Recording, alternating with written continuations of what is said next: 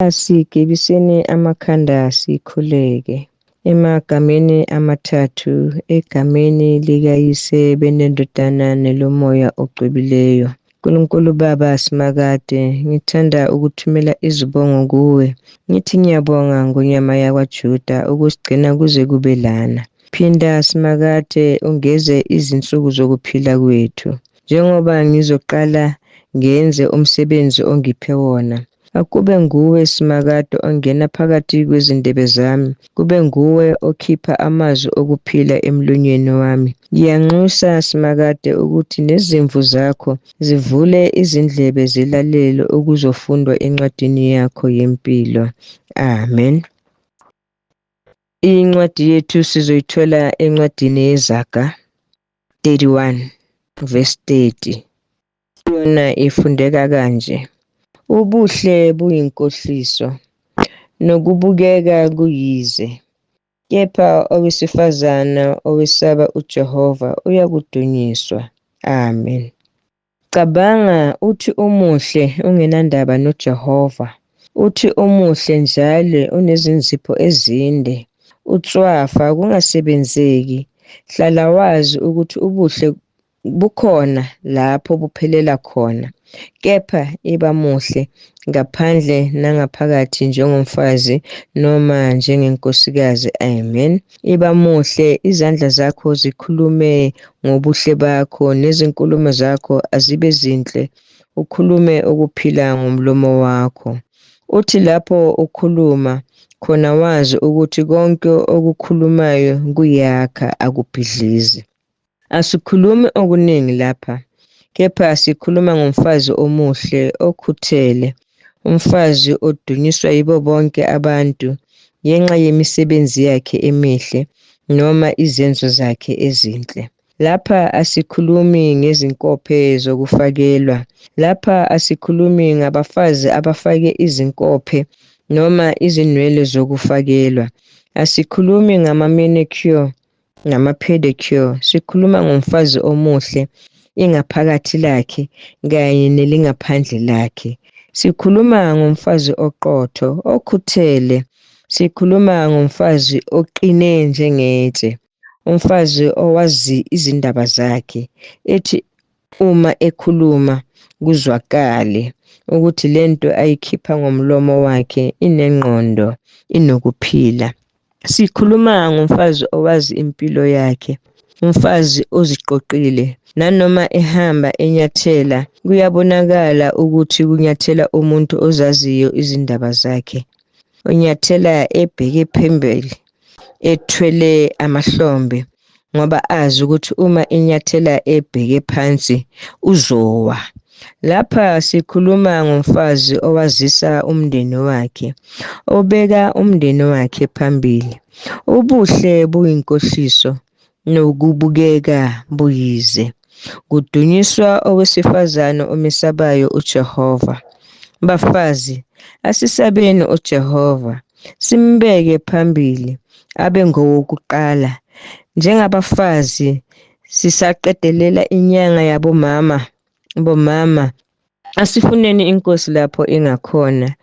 Njengabantu besifazane uma sikhuluma, asiqaleni sibuze ukuthi uma kungenzeka kuthiwa uJesu uyeza namhlanje, angazithokozela yini izinkulumo zami na?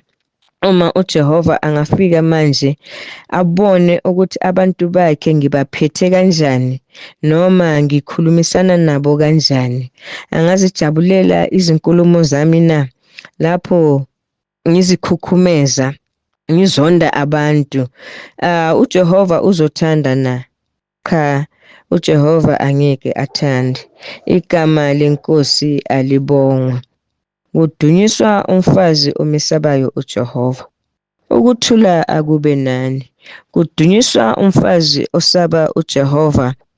Naphakathi kwazo zonke izimo ase-andlule kuzo, akudunyiswa umfazi omuhle, akudunyiswa umfazi onalokho nalokhuyana, kepha kudunyiswa umfazi owaziyo ukuthi nanoma zimehlela izimo, angene egumbini lakhe akhulumisane nenkosi yakhe.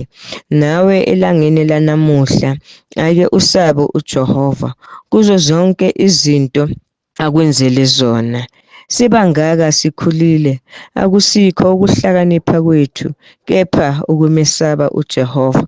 Kukhona lesisho noma lesihlabelelo esithi likunutu lemorena, okukhomba ukuthi imfihlakalo yakho noJehova.